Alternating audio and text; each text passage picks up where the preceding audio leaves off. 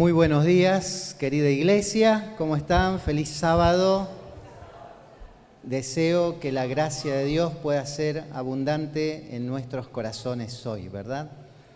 Estoy seguro que ustedes no quieren salir de este lugar porque afuera está terrible de calor y de humedad y acá, por la gracia de Dios, podemos disfrutar del aire acondicionado, pero lo más importante es que podemos escuchar de manera cómoda la palabra de Dios, ¿no? Y para eso hemos venido. Bueno, para un pastor, predicar el primer sermón en una iglesia es difícil, ¿verdad? Es difícil, pero más difícil todavía es predicar el último sermón, ¿sí? No sé cuántos de ustedes saben, capaz que sí, capaz que no, pero la misión, que es nuestra administración acá en el campo de las 5 provincias del noroeste, esta semana que pasó tomó una decisión administrativa que es la de trasladarme, ¿sí? Eso implicará que otro pastor también es trasladado desde su lugar y que otro pastor es trasladado de su lugar para ir allí supliendo los vacíos, los huecos que van quedando, ¿verdad? A veces la dinámica de la iglesia funciona de esta manera, normalmente, para suplir las distintas necesidades que la iglesia tiene, ¿no?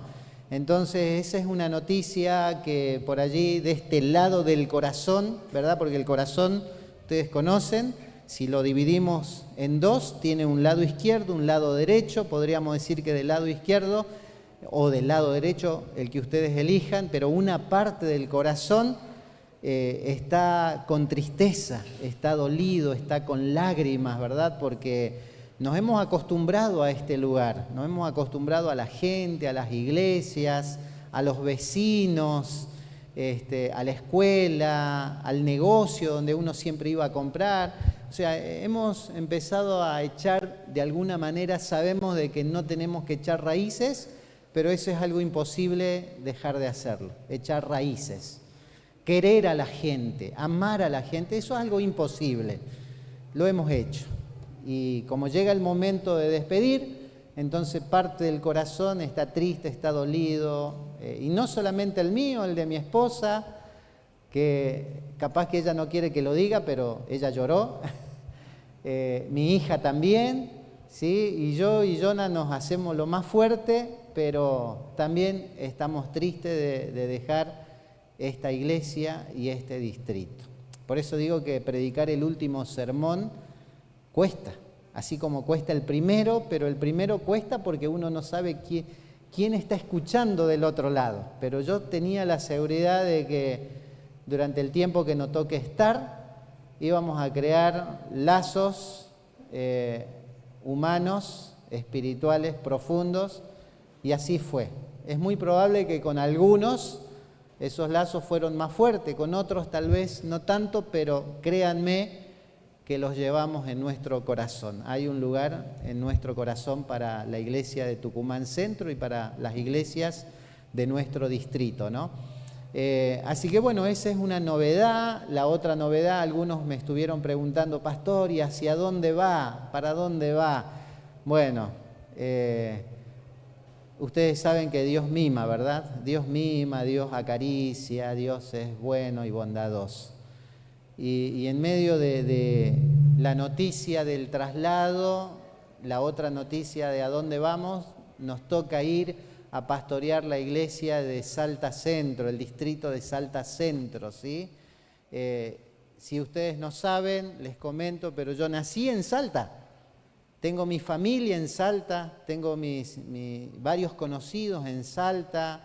Voy a ser pastor de la iglesia donde yo crecí, participé de la escuela sabática, del Club de Conquistadores. Entonces hay un dicho acá en la palabra de Dios que dice, nadie es profeta en su propia tierra. Pero estoy seguro que Dios permitió que esto suceda, así que Dios seguramente va a decir, bueno, esto va a ser una excepción, Pastor Alejandro. Espero que así sea y es un mimo de Dios, ¿no? Casi no sucede, pero acá sucedió y esa tristeza y esas lágrimas que uno siente se ve compensada por la alegría de saber que voy a estar especialmente cerca de mi mami, Ustedes no saben, cuando yo le conté, fue la primera que se enteró, ¿sí? Perdón, mi esposa primero. Mi esposa se enteró, le pregunté primero si estaba dispuesta, ¿verdad? Y ella fue la primera que se enteró. Después la segunda fue mi mamá. Así que ella estaba muy contenta, muy feliz de la noticia que le había compartido. Y yo todavía me acuerdo, la primera vez que yo tenía 18 años, había terminado la escuela secundaria, tomé el colectivo de Salta para Entre Ríos, hacía transbordo acá en San Miguel de Tucumán. Éramos dos con un amigo que comenzó a estudiar teología también, viajamos de Salta, transbordo en Tucumán, rumbo a Entre Ríos, pero yo todavía me acuerdo, miro esa ventanilla como si fuera ayer del colectivo y ahí estaba mi mamá, mi papá, mis hermanas, despidiéndonos, sabiendo nosotros de que nunca más íbamos a volver a vivir a Salta como cualquier persona, ¿verdad? Íbamos a volver a Salta, pero como de visita, de vacaciones, un par de días, un fin de semana, una semana. Nunca nos imaginábamos de que esto iba a pasar. Por eso, en medio de la tristeza, se compensa con la alegría y el mimo de Dios de decir, bueno, Señor, nos estás enviando por alguna razón a mi tierra, ¿sí? a mi iglesia, donde crecí, y deseo que Dios pueda usarme, así como a mi esposa, a mis hijos también. Les voy a pedir que ustedes puedan continuar orando por mí, ¿verdad? Si bien ya no nos veremos, no compartiremos, pero yo sé que en nuestros corazones las iglesias quedan y sé también que en los corazones de la iglesia los pastores quedan, ¿verdad? Los pastores quedan. Y siempre, hasta el día de hoy, muchos hermanos de distritos anteriores, de años anteriores, aún se siguen comunicando, ¿no? Y es una alegría saber que, especialmente los que tuve la oportunidad de bautizar, hay varios acá que tuve la oportunidad de bautizar, algunos pude darles los estudios bíblicos, otros tuvieron su instructor bíblico, pero algunos pude bautizarlos. Decirles por favor a ustedes, permanezcan en la fe, no abandonen este camino. Los que ya vienen de tiempo, ¿no? Que yo no los pude bautizar, pero otro pastor los bautizó. Lo mismo, permanezcan en la fe. Justamente el sermón de esta mañana está enfocado en eso, ¿sí? Se titula Las parábolas finales. ¿De quién? De Jesús, de Jesús. Justamente estaba llegando ya el momento, la hora en que Jesús tenía que abandonar la tierra. Ya había cumplido prácticamente el 100% de su ministerio. Faltaba la última gota para cumplir su ministerio. Faltaba la última etapa, la última parte del cumplimiento de su ministerio, que era morir en la cruz del Calvario. La última parte. Pero antes de que comenzara esa última parte, Jesús contó 3 parábolas que se encuentran en el libro de Mateo, capítulo 25. Y si hubo algo en el corazón de Jesús que Jesús quería dejar grabado de manera indeleble en el corazón de sus discípulos y no solamente de los 12, sino de la gente que lo seguía, que no era poca, era mucha, era esta enseñanza. Y esta enseñanza no ha perdido vigencia. Esta palabra, estas parábolas son vigentes para nuestra época. En el libro Palabra de Vida del Gran Maestro, en la página 25, la hermana Huay se refiere a todas las parábolas que Jesús contó, pero especialmente a estas últimas parábolas que figuran en Mateo 25. Y ella dice, estas parábolas representan la obra preparatoria para estar listos para la venida del Señor Jesús. Así que yo quiero invitar hoy a la iglesia en esta mañana para que nosotros podamos concentrarnos en 3 enseñanzas fundamentales para la preparación para la venida del Señor Jesús, que está muy pronta a venir. Y si hay algo en lo cual nosotros tenemos que hacer foco, son en las enseñanzas de estas parábolas. Mateo capítulo 25, aparecen 3 parábolas allí. La parábola de las 10 vírgenes, la parábola de los talentos y el juicio de las naciones, donde se utiliza allí la figura, la metáfora, donde el juez separa a la izquierda y a la derecha los cabritos de los corderos. Y vamos a extraer, hermanos, de estas parábolas la enseñanza. Jesús no habló de fecha. Si bien Mateo capítulo 24, cuando nosotros leemos este capítulo, encontramos allí en Mateo capítulo 24, cuando Jesús predice la destrucción del templo y las señales también de la venida de Él en gloria y majestad. Cuando los discípulos le preguntan, Maestro, ¿cuándo serán estas cosas? ¿Y qué señales habrá de tu venida y del fin del mundo? Mateo 24 contiene allí una seguidilla de todas las señales de la venida del Señor Jesús. Y Mateo capítulo 25 está en el mismo contexto. Mateo capítulo 25 se refiere básicamente a la manera en que el pueblo de Dios, a la manera en que la iglesia debe vivir antes de la venida del Señor Jesús.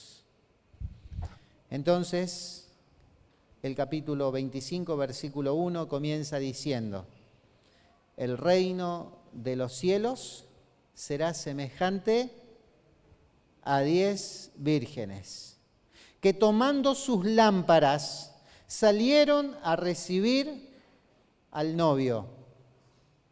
5 de estas mujeres, de estas vírgenes, eran prudentes y las otras 5 eran insensatas. ¿Sí? Van haciendo ustedes la imagen mental de esta parábola. 10 mujeres que se prepararon sus ropas, seguramente se peinaron, se prepararon para participar de las bodas del novio con su novia, con su futura esposa. Y las fiestas de bodas de aquella época, un poco distintas a las de ahora, en el sentido de que las de hoy duran un par de horas, ¿sí? Lo que es la boda propiamente dicha, pero también posterior a eso, lo que es el momento de cena o de almuerzo, el momento de fiesta, como se dice, la fiesta de la boda, dura un par de horas. O ya sea a la mañana, o ya sea a la tarde o a la noche, pero un par de horas. En tiempos bíblicos, las fiestas duraban días y los preparativos, al igual que ahora, comenzaban con mucho tiempo de anticipación. Y dice la Biblia que 10 mujeres que habían sido invitadas a las bodas se prepararon y esperaron al novio. Dice que 5 eran prudentes y 5 insensatas. El versículo 3 dice que las insensatas tomaron sus lámparas, pero no tomaron consigo, ¿qué cosa? Aceite. En cambio, las prudentes sí tomaron aceites en sus vasijas para tener para sus lámparas. Las lámparas y el aceite eran fundamentales, especialmente en la época de la noche, en el momento de la noche, cuando ya oscurecía. No había alumbrado público como lo que tenemos ahora, obviamente, ni electricidad, obviamente. Así que el método que ellos utilizaban para alumbrarse eran lámparas donde se colocaba aceite, el aceite de oliva que abundaba en esa región. Se usaba, el uso del aceite era variado, era para uso medicinal, terapéutico, era para uso alimenticio también, las comidas, el pan, las ensaladas seguramente. Era para uso simbólico y espiritual cuando se ungía a un profeta o cuando se ungía a un nuevo rey. Tenía un simbolismo espiritual, simbólico, pero también se usaba para alumbrar. Y en este caso, las lámparas repletas de aceite se usaban para alumbrar en el momento de la noche. Una persona que no tuviera lámpara y que no tuviera aceite en su lámpara, era muy difícil que se pudiera conducir por la ciudad, por las calles o por los caminos. Era muy difícil. Ni siquiera dentro de su casa, ni tampoco afuera de su casa podía conducirse, porque no tenía luz. Así que esta parábola dice que las insensatas tomaron sus lámparas, pero no tomaron aceite. Las prudentes tomaron sus lámparas, pero sí tomaron suficiente aceite para tener para sus lámparas. Pero el versículo 5 dice, el novio tardaba. ¿Sí? ¿Cómo cambian los tiempos, ¿no? Porque en esta época las novias tardan. ¿Sí? Yo me acuerdo todavía, Elisa, cuando se casó ella, conmigo obviamente, ¿no? Se tardó allí un poco, pero yo cuando la vi dije, valió la pena la tardanza, ¿no? Valió la pena. El novio se tardó. El novio se tardó, dice acá, y dice la Biblia que todas cabecearon y se durmieron, entraron en sueño profundo. Y a la medianoche se oyó un clamor, he aquí viene el novio, salid a recibirlo. Y entonces todas aquellas vírgenes se levantaron, arreglaron sus lámparas, y las insensatas le dijeron a las prudentes, danos de vuestro aceite, porque nuestras lámparas se apagan. Pero las prudentes respondieron diciendo, para que no nos falte a nosotras, y tampoco le falte a vosotras, id más bien a los que venden, comprad por vosotras mismas. Pero mientras ellas iban a comprar, ¿qué sucedió? Llegó el novio. Llegó el novio. Y las que estaban preparadas, las prudentes, las que tenían suficiente aceite, entraron con él a las bodas del novio. Y se cerró la puerta. Y después llegaron las otras vírgenes, las imprudentes. Tocaron la puerta y dijeron, Señor, Señor, ábrenos. Pero el novio les respondió desde adentro, diciéndoles, ¿qué les dijo? No os conozco. Versículo 13, está el cierre de la parábola. Palabras del Señor Jesús donde Él dice, velad pues, porque no sabéis el día ni la hora en que el Hijo del Hombre ha de venir.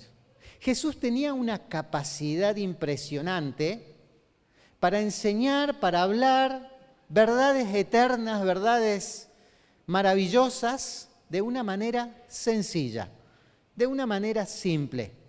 Y acá el Señor Jesús está explicando entonces que la venida de Él, como Él lo prometió en Juan capítulo 14, cuando dice, no se turbe vuestro corazón, crean en Dios, crean también en mí. Y ahí Él promete, me voy a la casa de mi Padre, voy a preparar moradas, casas para ustedes y volveré y me los llevaré conmigo, para que donde yo estoy, ustedes también puedan estar. Jesús explica que el cumplimiento de esa promesa, cuando suceda, el pueblo, la iglesia, los redimidos que quieran ir con el Señor Jesús, tienen que estar viviendo de cierta manera. Por eso, esta parábola simboliza, veamos algunos elementos que aparecen en esta parábola. Primero, las vírgenes, son 10. Son 10, 5 prudentes, 5 insensatas. ¿A quiénes representa estas vírgenes en la parábola? ¿Saben a quiénes? A la iglesia. A la iglesia, a los que han aceptado a Cristo y los que se están preparando para el encuentro con Cristo. La venida del novio, el novio en primer lugar. ¿Quién es el novio? El novio es Cristo, es Jesús. La venida del novio, ¿qué representa? La segunda venida de Jesús. O sea, en esta parábola, las vírgenes, que representan la iglesia está esperando la segunda venida del Señor Jesús. Y hay dos formas de esperar la venida del Señor Jesús. O mejor dicho, puede suceder una cosa mientras esperamos la venida del Señor Jesús, que nos durmamos. Eso es lo que le sucedió a ¿cuántas? ¿Solo a las insensatas? O sea que las prudentes también se pueden dormir, ¿verdad? Las prudentes también se pueden dormir. Algunos hermanos vienen y me dicen, pastor, haga algo, la iglesia está durmiendo, la iglesia no hace nada. Es verdad, necesitamos despertar. O necesitamos despertar más todavía, porque ustedes saben que existen los sonámbulos, ¿verdad? Los sonámbulos están dormidos, pero hacen cosas como si estuvieran despiertos. Y el apóstol Pablo dice, es hora ya de ¿qué? De despertarnos, de levantarnos del sueño. Es hora de levantarnos del sueño. Si usted percibe que la iglesia está dormida, capaz que usted está dormido, pero capaz que el de al lado no está dormido, porque justamente el aceite representa el Espíritu Santo y representa la experiencia espiritual que es personal. Hay una experiencia espiritual que necesita ser desarrollada de manera personal. Y si hay algo importante en esta parábola es justamente esa enseñanza. Esta parábola nos motiva para que nosotros podamos cultivar una relación personal con el Señor Jesús, con Dios. Justamente ese aceite es personal. Por eso cuando las insensatas le dicen a las prudentes, necesitamos que ustedes nos presten aceite porque se nos está acabando. Las prudentes le responden con mucha sabiduría. Si nosotras les damos a ustedes el aceite que hemos reservado, nosotras nos vamos a quedar sin aceite y ustedes también se van a quedar sin aceite. Para que no les falte a ustedes ni a nosotras, vayan y compren por ustedes mismas. Este elemento en la parábola nos indica que la vida espiritual debe ser cultivada de manera personal. La fe es personal. Yo no puedo vivir con la fe de mi esposa o mi esposa no puede vivir con mi fe. Mis hijos no pueden vivir con mi fe ni yo puedo vivir con la fe de mis hijos.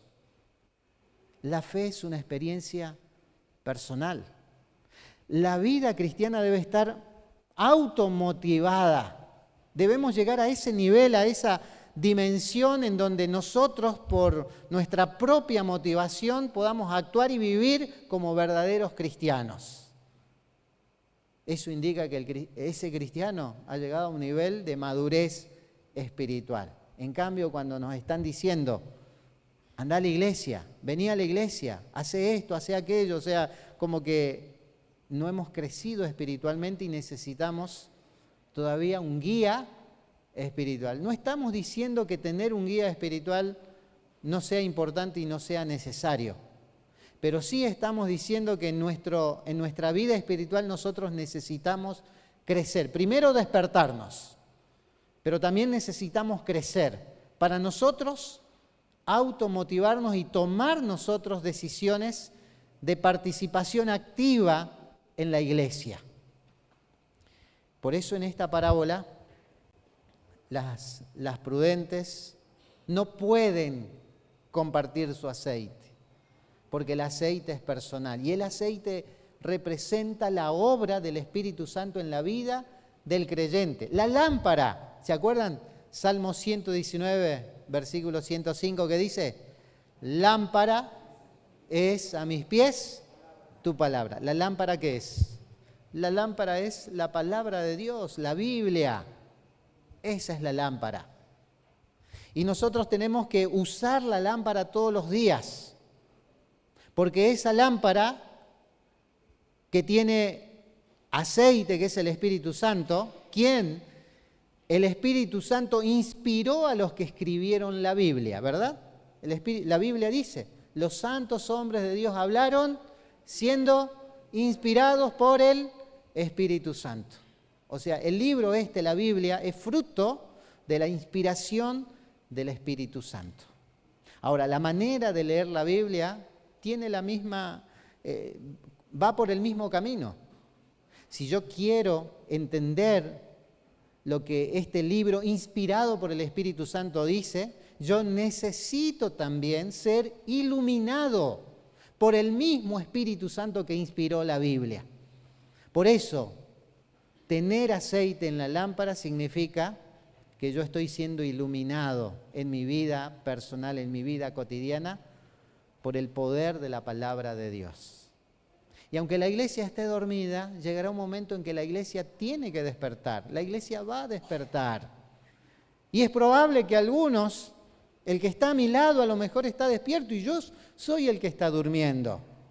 Porque la experiencia espiritual y cristiana es personal. ¿Está bien? Entonces, un elemento que aparece en esta parábola es que llega el novio y el novio entran las prudentes a la fiesta de boda, y un elemento que aparece acá es que la puerta, como dice, la puerta se cerró. La puerta se cerró, versículo 10. La puerta se cerró. Eso representa el fin del tiempo de gracia. Mientras nosotros tengamos vidas y hasta que Cristo no haya vuelto, por la gracia y la misericordia de Dios, los seres humanos tenemos la oportunidad de volver de nuestros caminos que nos alejan de Dios, volver a los caminos de Dios. Tenemos la oportunidad de arrepentirnos, tenemos la oportunidad de cambiar y de ser transformados por el poder de la palabra de Dios, porque el tiempo de gracia todavía está vigente. Pero una vez que la puerta se cierre, ya nadie podrá entrar y tampoco nadie podrá salir. ¿Se acuerdan la puerta que fue cerrada ya en el arca de Noé? ¿Sí? La puerta se cerró también. No la cerró Noé, no la cerró ninguna mano humana. La puerta fue cerrada por Dios mismo. Dios cerró la puerta del arca de Noé. Y nadie de los que estaban adentro podían salir y nadie de los que estaban afuera podían entrar. Lo que dice Apocalipsis, los últimos versículos de Apocalipsis, ¿no? Que dice cuando el juez sale del tabernáculo, del santuario celestial, Jesús sale de su oficio como sumo sacerdote que intercede por los seres humanos.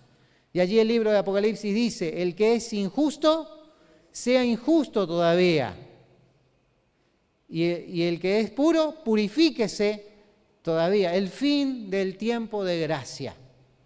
Hermanos, mientras esa puerta no se cierre, nosotros vamos a tener la oportunidad todavía de arrepentirnos y de pedir perdón por nuestros pecados. Pero ese momento puede llegar de dos maneras distintas. Ya sea cuando Cristo venga por segunda vez o ya sea si me toca ir al descanso. Y como nosotros no tenemos la vida comprada, usted no puede pensar, mañana me arrepiento, mañana te acepto, mañana me comprometo con tu obra, Señor, el mes que viene. No, es hoy, hoy es el momento. Este es el día, esta es la hora. Hoy usted está recibiendo la invitación del Señor Jesús. Dame, hijo mío, tu corazón. Por eso yo quiero animar a la iglesia, para que hoy, al salir de este lugar, nosotros podamos salir con nuestros corazones entregados a Dios. Si usted ya está bautizado, conságrese al Señor. Entregue su vida para el servicio del Señor completa. Si usted no es bautizado, haga planes de estudiar la Biblia y decir, bueno, este año me tengo que bautizar. No a fin de año, lo más pronto posible, porque el Señor te está llamando y es tu oportunidad para entregarte y consagrarte al Señor. El Señor Jesús describe acá que cuando las vírgenes prudentes tocaron la puerta diciendo, Señor, ábrenos, Jesús desde adentro les respondió, no los conozco, no las conozco, ¿quiénes son? Versículo 13 está la enseñanza. Velad pues, porque no sabéis el día, ni tampoco, ¿cómo dice? La hora en que el Hijo del Hombre ha de venir. Hermanos, no sabemos ni el día ni la hora. No intente usted buscar una aproximación ni siquiera de la fecha. Yo escuché por allí muchas doctrinas y enseñanzas, ¿no? De que Cristo va a venir en el 2031. Tiempo atrás algunos ponían fechas también, y cada vez que esas fechas llegaban y Cristo no venía, ¿qué pasaba? La gente que había creído que Jesús venía en esa fecha, puede pasar dos cosas. O sigue poniendo fecha, no se cumplió acá, vamos a seguir poniendo fecha, o bien, lo otro que puede suceder es, me han engañado, esto no es verdad, no debe ser cierto, se desanima y pierde su fe. Históricamente eso es lo que ha pasado. Personas que han puesto fecha, llega la fecha y no se cumple, un grupo pierde su fe y se aparta. Y de lo que antes abrazaban y eran apasionados, ahora se han vuelto incrédulos totalmente. No es bueno poner fecha. Estas parábolas nos muestran que lo importante acá no es la fecha. Lo importante acá es estar preparados para cuando llegue la fecha. Y el primer punto en esta parábola es que tiene que haber aceite en nuestras lámparas. El primer punto acá es que espiritualmente, usted y yo, la iglesia, tiene que estar preparada espiritualmente para encontrarse con el Maestro. Una comunión, esta parábola habla de comunión, habla de espiritualidad. Esta parábola habla de permitir que el Espíritu Santo entre en nuestro corazón y saque el orgullo, la soberbia, la imprudencia, la desidia. Que el Espíritu Santo saque eso y que el Espíritu Santo comience a iluminar nuestras vidas, nuestras mentes, nuestros corazones con las verdades eternas de su palabra, con las enseñanzas de la Biblia. Eso es lo que el Espíritu Santo quiere y desea hacer en nuestros corazones. Pero luego viene la segunda parábola, ¿no? La de los talentos, donde dice la Biblia que un hombre, yéndose lejos, versículo 14, llamó a sus siervos, les entregó sus bienes, a uno le dio 5 talentos, a otros 2, a otro 1, y cada uno recibió conforme a ¿qué? Conforme a su capacidad, dice la Biblia. Y luego el hombre se fue lejos, y el que recibió 5 talentos fue y negoció con ellos y ganó otros 5 talentos, así mismo, dice la Biblia, el que recibió 2 también ganó otros 2 talentos, pero el que recibió 1, ¿qué hizo? Hizo un agujero en la tierra, escondió el dinero de su señor. Es interesante porque un talento de la época bíblica, aproximadamente entre 30 y 36 kilos de plata. Equivalía en esa época a 6.000 días de trabajo un talento. 6.000 días de trabajo un talento. O sea, 20 años de trabajo. Saque la cuenta usted. ¿Cuánta antigüedad tiene de su trabajo, no? Un talento. Así que el primero recibió 5 talentos. ¿Equivalía a cuántos años de trabajo? A 100 años de trabajo. El que recibió 5 talentos equivalía a 100 años de trabajo. El otro recibió lo equivalente a 40 años de trabajo, el segundo, y el último equivalente a 20 años de trabajo. Pero las actitudes fueron distintas. ¿Saben? El significado de esta parábola representa que todos recibimos algo de Dios. Nadie puede decir, pobrecito de mí, el Señor no se acordó y no me dio nada, porque Dios algo te dio. Y seguramente más de una cosa te dio. Y la enseñanza de esta parábola es que todo lo que el Señor te ha dado, no importa la cantidad, pero todo lo que Él te ha dado debe ser puesto para el servicio de Dios, para la gloria de Dios.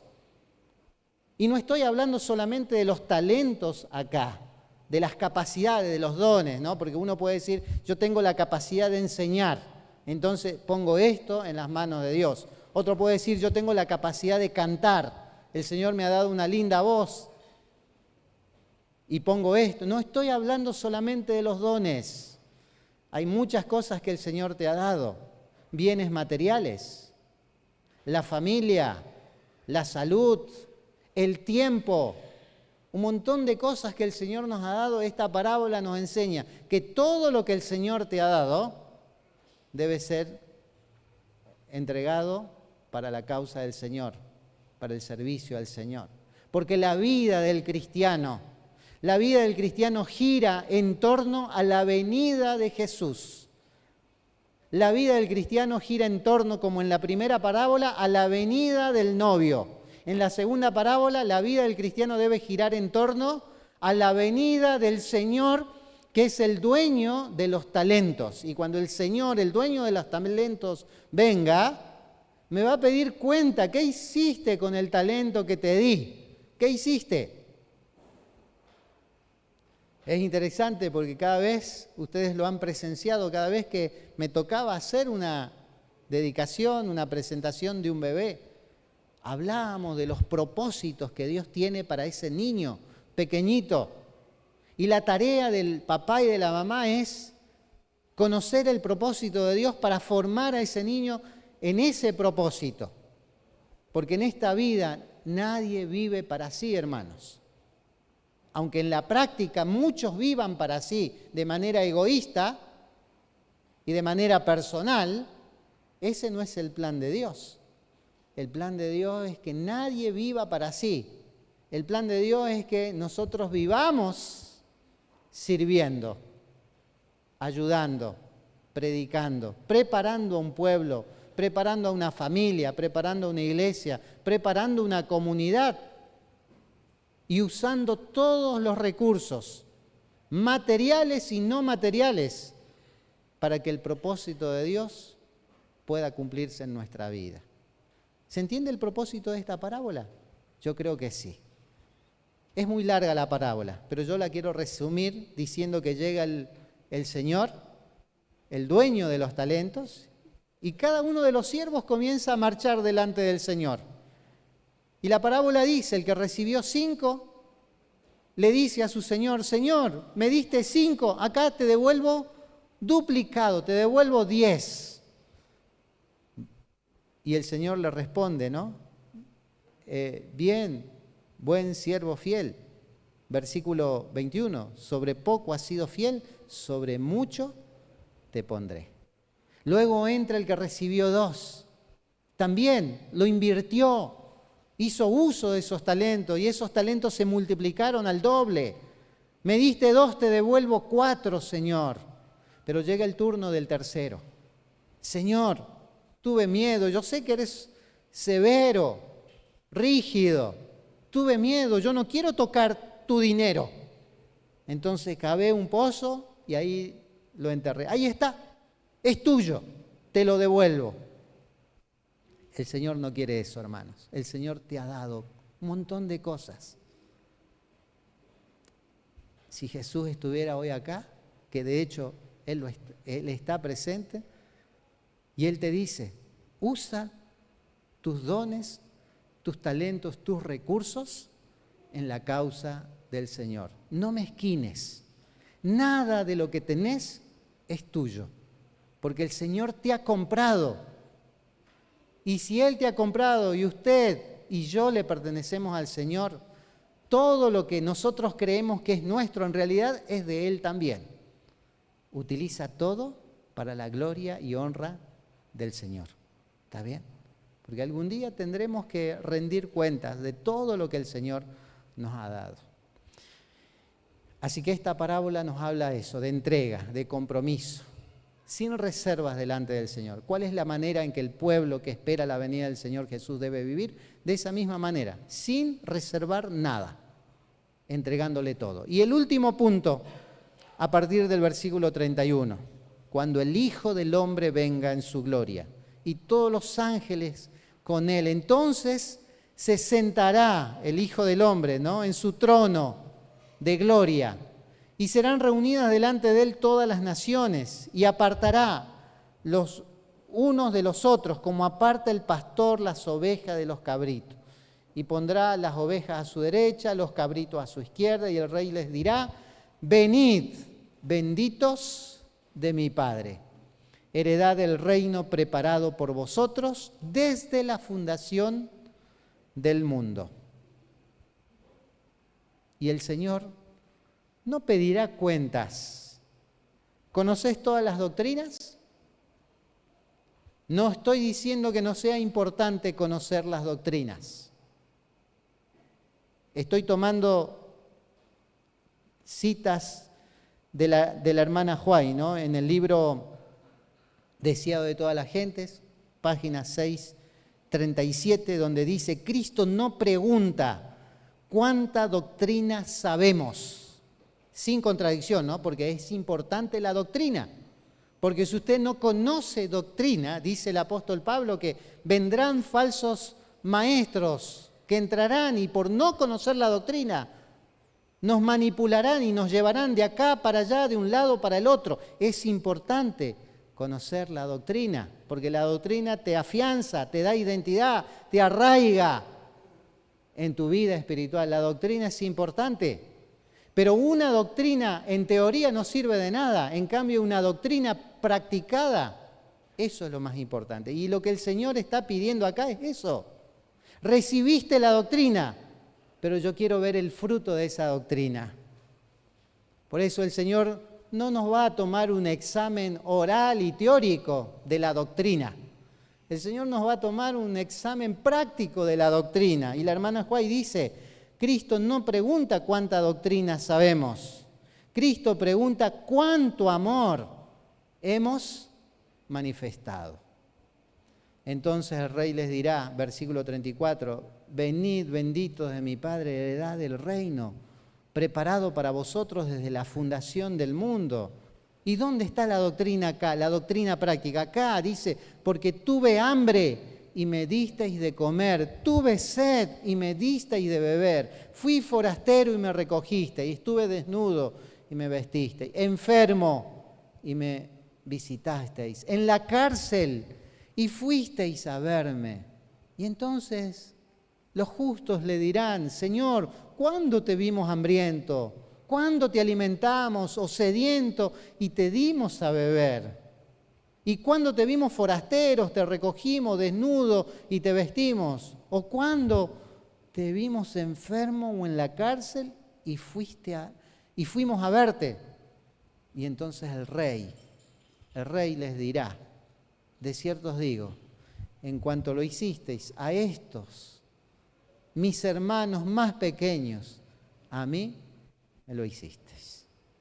Queridos hermanos, quiero cerrar el sermón de esta mañana haciendo una invitación a la iglesia, para que como iglesia, como pueblo que espera la venida del Señor Jesús, podamos aprender de estas tres parábolas. Número 1, una vida genuina, espiritual y personal. El Espíritu Santo es personal en la vida y en el corazón de cada creyente.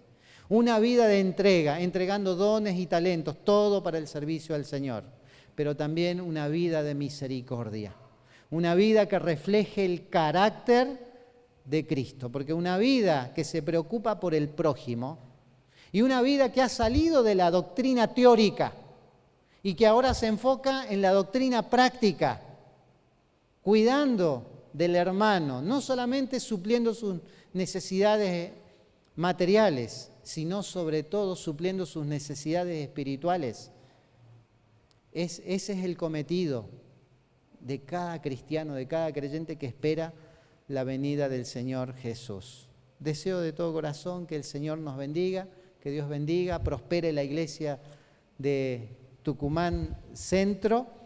Y estoy seguro nos vamos a seguir viendo acá en la misión, ¿sí? Porque me voy del distrito, pero no de la misión, ¿sí? Vamos a trabajar acá en algún encuentro, seguramente nos cruzaremos, en alguna avenida que nos toque venir a Tucumán, nos vamos a cruzar.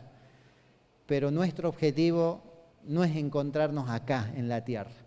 Nuestro objetivo es encontrarnos en el grupo de los redimidos, ¿sí? Hacemos un pacto para encontrarnos en el reino de los cielos. Deseo que al salir de este lugar podamos salir renovados espiritualmente y con ese compromiso de prepararnos para el reino de los cielos. Que Dios los bendiga, hermanos. Amén.